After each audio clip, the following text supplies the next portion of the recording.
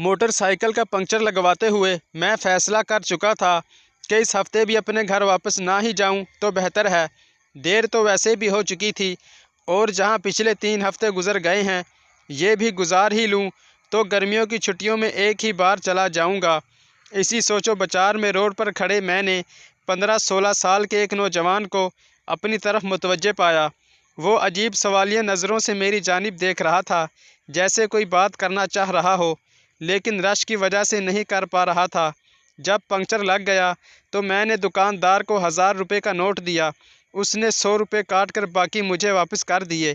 میں motor cycle پر سوار ہو کر جو ہی واپس شہر کی طرف مڑنے لگا تو وہ لڑکا جلدی سے میرے پاس آ کر کہنے لگا، بھائی جان، میں گھر سے مزدوری کرنے آیا تھا، آج دہاڑی نہیں لگی، آپ مجھے واپسی کا کرایہ 100 روپے دے دیں گے؟ میں نے ایک اچٹتی سی نگاہ اس پر ڈالی۔ سادہ سا لباس، ماتھے پر تیل سے چپکے ہوئے بال، پاؤں میں سیمنٹ بھرا جوتا، مجھے وہ سچا لگا۔ میں نے 100 روپے نکال کر اس کے ہاتھ پر رکھ دیے۔ وہ شکریہ ادا کر کے چلنے لگا تو نہ جانے میرے دل میں کیا خیال آیا۔ میں نے کہا، سنو، تمہیں دہاڑی کتنی ملتی ہے؟ اس کے جواب دینے سے پہلے ہی میں نے باقی کے 800 روپے بھی اس کی طرف بڑھا دیے۔ وہ ہچکچاتے ہوئے پیچھے ہٹا اور کہنے لگا، نہیں بھائی جان، میرا گھر مڈھالی شریف ہے، میں 2-3 گھنٹے میں پیدل بھی جا سکتا تھا، لیکن کل سے ماں جی کی طبیعت ٹھیک نہیں، اوپر سے دہاڑی بھی نہیں لگی، سوچا آج جلدی جا کر ماں جی کی خدمت کر لوں گا۔ میں نے کہا، اچھا یہ پیسے لے لو، ماں جی کے لیے دوائی لے جانا۔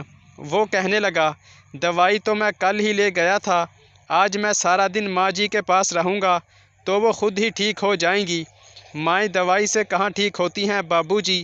میں نے حیران ہو کر پوچھا، تمہارا نام کیا ہے؟ اتنے میں اس کی بس بھی آ گئی۔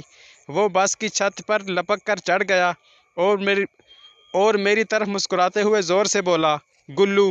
گلو کی بس آہستہ آہستہ دور ہوتی جا رہی تھی، لیکن گلو کے واپس کیے ہوئے 800 روپے میری ہتھیلی پر پڑے ہوئے تھے اور میں ہائی اسٹریٹ کے رش میں خود کو یکدم بہت اکیلا محسوس کرنے لگا۔ کچھ سوچ کر میں نے موٹر سائیکل کا رخ ریلوے اسٹیشن کی طرف موڑ لیا۔ موٹر سائیکل کو سٹینڈ پر کھڑا کر کے ٹوکن لیا اور ٹکٹ گھر سے 700 روپے میں خانی وال کا ٹکٹ لے کر گاڑی کے انتظار میں بینچ پر بیٹھ گیا۔ کب گاڑی آئی، کیسے میں سوار ہوا، کچھ خبر نہیں۔ خانی وال اسٹیشن پر اتر کے پھاٹک سے کبیر والا کی وین پر سوار ہوا۔ آخری بچے ہوئے 100 روپے کرایہ دے کر جب شام ڈھلے اپنے گھر کے دروازے سے اندر داخل ہوا تو سامنے صحن میں چارپائی پر امی جان سر پر کپڑا باندھے نیم دراز تھیں۔ میرا بڑا بھائی دوائی کا چمچ بھر کر انہیں پلا رہا تھا۔ مجھے دیکھتے ہی امی جان اٹھ کر کھڑی ہوئیں اور اونچی آواز میں کہنے لگیں، او میرا پتر خیر سے گھر آ گیا ہے، اب میں بالکل ٹھیک ہوں۔ میں آنکھوں میں آنسو بھرتے ہوئے دوڑ کر ان کے سینے سے جا لگا۔ بس کے گیٹ میں کھڑے گلو کا مسکراتا ہوا چہرہ یکدم میری آنکھوں کے سامنے آ گیا اور میں سمجھ گیا کہ اس نے مجھے 800 روپے واپس کیوں کیے تھے۔ والدین کی جان اپنے بچوں میں ہوتی ہے، اس بات کا خیال رکھا کریں۔